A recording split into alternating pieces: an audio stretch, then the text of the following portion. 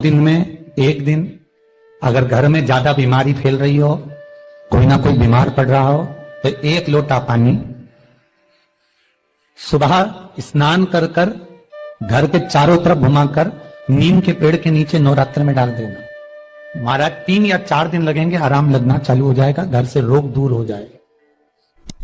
शिव महापुराण की कथा कहती है, देवी भागवत कहती है कि माता का 9 दिवस तक स्थान नीम के पेड़ के नीचे रहता है।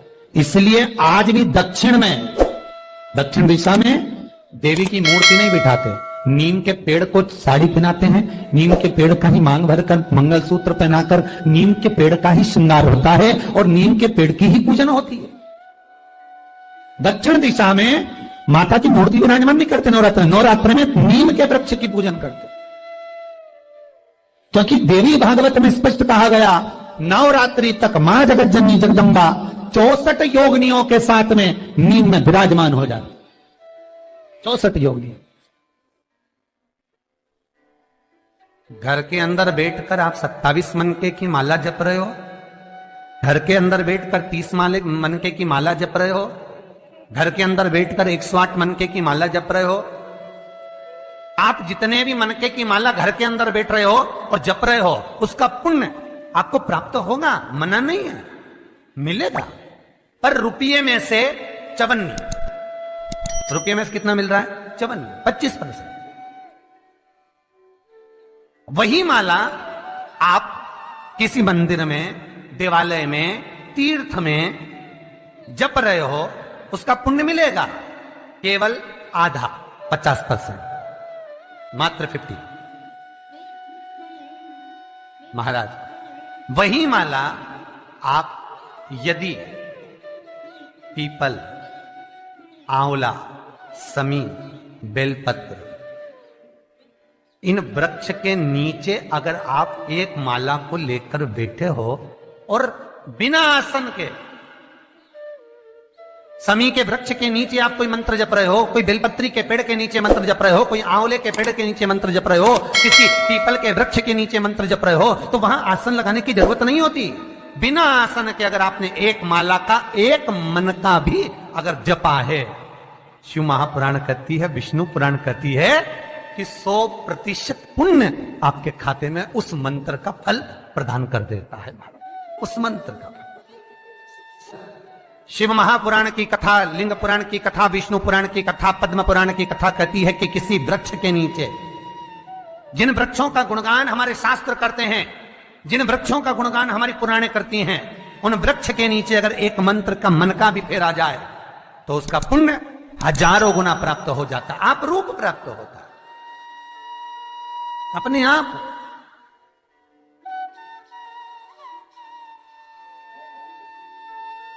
आप जिस पुण्य को करना चाह रहे, मेरा बहुत निवेदन है महाराज, बहुत प्रयास करा करो, प्रयास करना। अगर हाथ के मनके की माला भी नहीं हो और किसी पीपल के पेड़ के नीचे 15 मिनट बैठने का मौका मिल गया, आंवले के वृक्ष के नीचे 5 मिनट बैठने का मौका मिल गया, किसी आंवले के वृक्ष के नीचे आप 5 मिनट बैठे हो, ओम नमो नारायण का मंत्र का स्मरण कर लो, ओम नमो भगवते वासुदेवाय का जाप कर लो, बस उसका फल 4 गुना, हजारों गुना प्राप्त हो जाता है। शमी के पेड़ के नीचे बैठे हो, श्री शिवाय नमस्तुभ्यम का जाप करिए, 4 गुना फल मिलेगा, 1000 गुना फल। बेलपत्री के पेड़ के नीचे गए हो, ओम नमः शिवाय ओम का जाप करिए, फल मिलेगा। उस फल को हमें पाना है। शिव जी का पहला पार्वती के साथ अवतार है काल और काली, महाकाल और महाकाली, पहला अवतार। पर द्वार पर चप्पल पड़ी होने के कारणवश वो लौट कर चली जाती है। बहुत ध्यान दीजिएगा हमारा, थोड़ा सा आपको बुरा लगेगा, लग जाएगा, और शिव पुराण है, जीवन संवार देगी तो अच्छी बात है, जीवन संवार दे तो अच्छी बात। मंदिर के द्वार पर हम जब चप्पल छोड़ते हैं, जिस मंदिर की चौखट पर चप्पल छोड़ी है, आप जितनी देर आराधना में लगे रहते हैं, उतनी देर तक आपकी चप्पल पर जितने लोग लांग कर जाते हैं, जितने लोग लांग कर प्रवेश करते हैं, उसका भी दुख आपके भाग्य में आता चले जाता है। ध्यान दीजिएगा जरा। चप्पल का भविष्य पुराण में पढ़िएगा कभी कि पादुका का महत्व क्या है, पादुका किस ओर उतारना चाहिए, पादुका को कहां रखना चाहिए। स्कंद पुराण कहती है जिस व्यक्ति पर कर्जा बहुत ज्यादा मात्रा में हो जाता है और कर्जा चूकता नहीं है, आप बहुत प्रयास कर लिए, करोड़ों रुपए का कर्जा हो गया, यहां से लिया वहां दिया, वहां से उठाया वहां दिया, वहां से उठाया वहां दिया, तो निवेदन है कभी मौका लगे कर्जा मुक्ति के लिए सारे वृक्षों में अगर कोई श्रेष्ठ वृक्ष माना गया है तो वो बट का वृक्ष माना गया महाराज। इसलिए प्रशासनिक कार्य के लिए, मानसिक टेंशन में, परेशानियों में बटकेश्वर महादेव का स्मरण किया जाए। और यदि निवेदन करूंगा बहुत ज्यादा, यदि आपको कर्जा हो गया, बहुत ज्यादा कर्जा हो गया और वो कर्जा चूक ही नहीं रहा, तो थोड़े दिन बड़ के पेड़ के नीचे आप बटकेश्वर महादेव के लिए 1 लोटा पानी, उसमें थोड़ा सा पिसा हुआ चावल पीस के गला लेना, चावल को और पीस लेना, पीस के उस पानी में मिला लेना और मिलाकर उसमें थोड़ी सी हल्दी पिसी हुई डालकर बटकेश्वर महादेव के नाम से बड़ के पेड़ के नीचे अपनी कामना कर कर जो कर्जा हुआ है उस कर्जे का भान देते हुए, स्मरण देते हुए छोड़ दीजिए। महाराज 2 या 3 सोमवार एक ही जगह पर करना, 3 सोमवार बाद वहीं से बड़ के पेड़ की थोड़ी सी जड़ उठा लाना और उस जड़ को एक कोई धागे में बांधकर या तो अपनी गले में डाल लो या अपनी जेब में पटक लो, उसको थोड़े दिन पटक कर रखना, लगभग 2 से 3 महीना पटक कर रखो। वो जड़ जैसे बड़ का पेड़ विस्तार होता है, पानी गिरे ना गिरे, जल वृष्टि हो ना हो, गर्मी पड़े ना पड़े, उसको कोई फर्क नहीं पड़ता, बड़ का वृक्ष आप रूप फैलता जाता, उसकी जड़ें अपने आप प्रबल होती है। उसी तरह ये बटकेश्वर महादेव कहीं से भी अगर जड़ आपके पास में रखी है 1 महीना, 2 महीना, 3 महीना तक, तो ये जड़ अपने आप लक्ष्मी को पकड़कर खींच कर लाती है और कर्जे से मुक्त कर देती है। बटकेश्वर महादेव का स्मरण सुख का देना है। बेलपत्री का वृक्ष किसका प्रतीक है? पार्वती का। नीम का वृक्ष किसका प्रतीक है? जगदम्बा का। जिस व्यक्ति को ब्लड प्रेशर की बीमारी रहती हो, ऊपर नीचे ब्लड प्रेशर होता रहता हो, तकलीफ भोग रहे हो, बहुत कष्ट में हो, बार बार पसीना आ जाए शरीर पर, कुछ ना करिए, 1 लोटा पानी भरो, 7 पत्ती नीम की डालना, खाई की डालना, नीम, कड़वी नीम, मीठी नीम नहीं, कड़वी नीम, और साथ उसमें बेलपत्र डालना। जिस व्यक्ति का ब्लड प्रेशर हाई हो, लो हो, उसके कमरे में उसको प्लेट से ढक कर रख दीजिए। सुबह स्नान कर वही व्यक्ति जिसका ब्लड प्रेशर ऊंचा नीचा होता है उसको शिव जी को समर्पित करना, शिव को चढ़ाकर उसी का पानी 7 बार उसी स्थान पर ग्रहण कर लेना। व्यक्ति का ब्लड प्रेशर बराबर हो जाता है। मात्र लगभग अगर सोमवार कर रहे हो तो 11 सोमवार करो, प्रतिदिन नियम से कर रहे हो तो 15 दिन कर लो, उसमें बराबर। फिर कभी जिंदगी में ब्लड प्रेशर की बीमारी चली ही जाती है। कोई बरसाती मेंढक मत बनना रे, बरसात आती है तो मेंढक बहुत सारे इकट्ठे हो जाते हैं, टर करते हैं। कई लोगों की आदत होती है, सावन का महीना आया तो मंदिर में भीड़, शिवरात्रि आई तो मंदिर में भीड़। हमें बरसाती मेंढक नहीं बनना कि सिर पे त्रिपुंड लगा लिया, गले में रुद्राक्ष की माला पहन ली, चोला बदल लिया, कपड़े बदल लिए और कपड़े बदलकर साधु संत बनकर, सन्यासी बनकर, तपस्वी बनकर छल करने के लिए, निंदा करने के लिए, बुराई करने के लिए, चुगली करने के लिए, अपशब्द करने के लिए, लोगों को घाटा पहुंचाने के लिए, लोगों के पांव खींचने के लिए बैठ गए। ये नहीं बनना हमको, हमें बरसाती मेंढक नहीं बनना।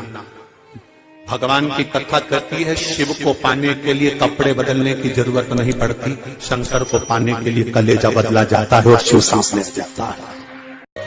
जो दिया अखंड जलता है उसकी बाती का मुख दक्षिण का नहीं होना चाहिए। अगर आपने देवी भागवत का स्मरण करा हो, देवी भागवत को अगर सुना हो, तो देवी भागवत में स्पष्ट किया गया कि पूर्व की ओर मुख करा हुआ दिया, अर्थात पूर्व की ओर ज्योत जो जलाई जाती है वो संपदा की वृद्धि करती है। पश्चिम की ओर मुख कर जो ज्योत लगाई जाती है महाराज वो वैभव को देती है, और उत्तर की ओर जो मुख कर कर ज्योत जलाई जाती है, उत्तर की ओर जो ज्योत का मुख रहता है वो आयु की वृद्धि करती है, घर में अकाल मौत को रोकती है।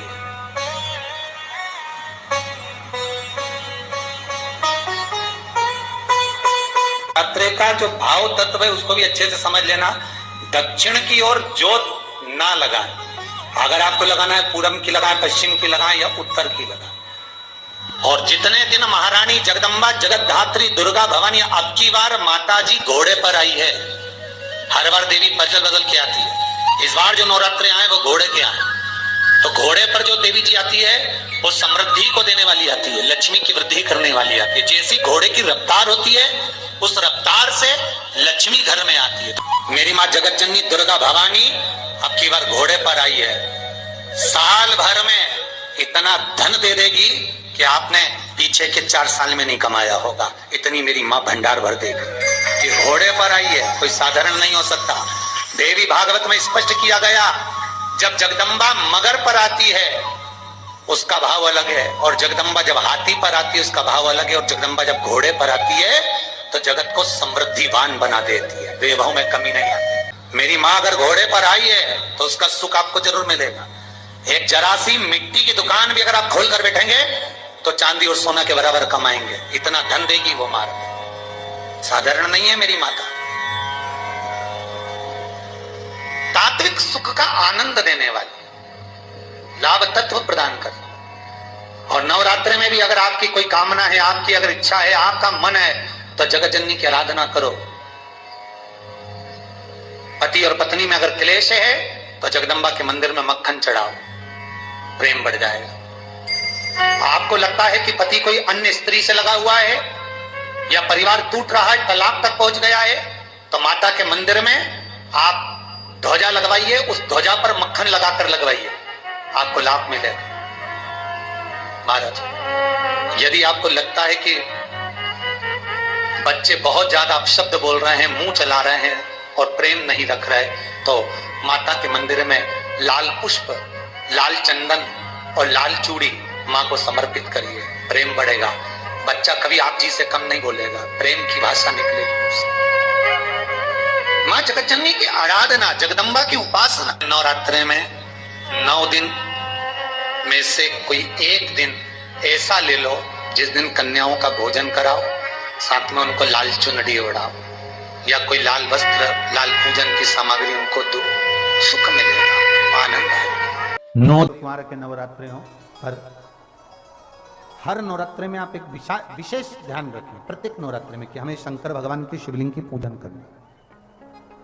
और एक और बात समझ लें, 2 शिवलिंग का निर्माण नहीं भी कर सकते हैं तो एक शिवलिंग का निर्माण करें और उस शिवलिंग के पास में ही एक छोटा सा मिट्टी का ढेला रखकर मां जगत जननी जगदम्बा का भी पूजन कर सकते हैं। आपको नहीं बनाना 2 शिवलिंग, तो एक शिवलिंग, एक मिट्टी का थोड़ा सा। ऐसा नहीं है कि मेरी माता दुर्गा भवानी पिंडी के रूप में नहीं पूजाती है।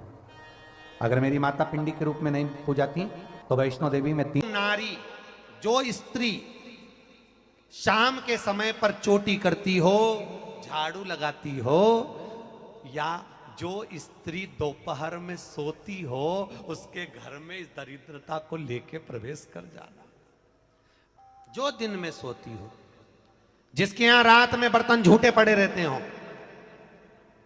जिसके यहां रात्रि में बर्तन झूठे पड़े हो, उसके घर में इसको लेकर प्रवेश कर जाए।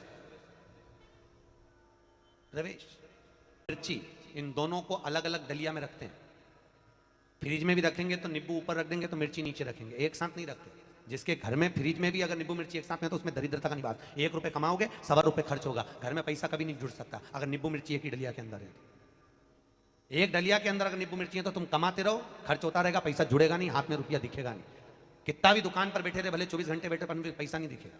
कमा कर लाएगा, मालूम पड़े 2-3 दिन में वो खर्च हो जाएगा, पर दिखेगा। आप डॉक्टर को दिखाइए, और जब डॉक्टर को भी दिखाते हुए आपकी आंखों में अगर आराम न लगे, फिर किसी शिव मंदिर में शंकर का शिवलिंग हो, जलाधारी हो, और वो जलाधारी का पानी, शिवलिंग की जो जलाधारी होती है वो थोड़ी मोटी होती है। बोलो बोलो, देखा है आप लोगों ने कि नहीं देखा? जिसपे ये शिवलिंग रखा रहता है, ये शिवलिंग जिस पे रखा है वो मोटा होता है। तो जलाधारी जो मोटी होती है ना चारों तरफ, तो शंकर पे चढ़ा हुआ जल इस जलाधारी में से जब यहाँ से बहकर आता है, उस स्थान पर अपनी हथेली का स्पर्श करिए और स्पर्श कर कर शंकर के मंदिर में ही नेत्रों को लगाने का प्रयास करिए। 22 से 25 दिन तक आंखों में लगाने का प्रयास करना। 30वें दिन हमको पत्र लिखकर भेजना कि आपकी आंख की रोशनी बढ़ना प्रारंभ हुई कि नहीं, आपका चश्मे का नंबर ठीक हुआ कि नहीं। नेत्रों पर इस स्थान का महत्व है।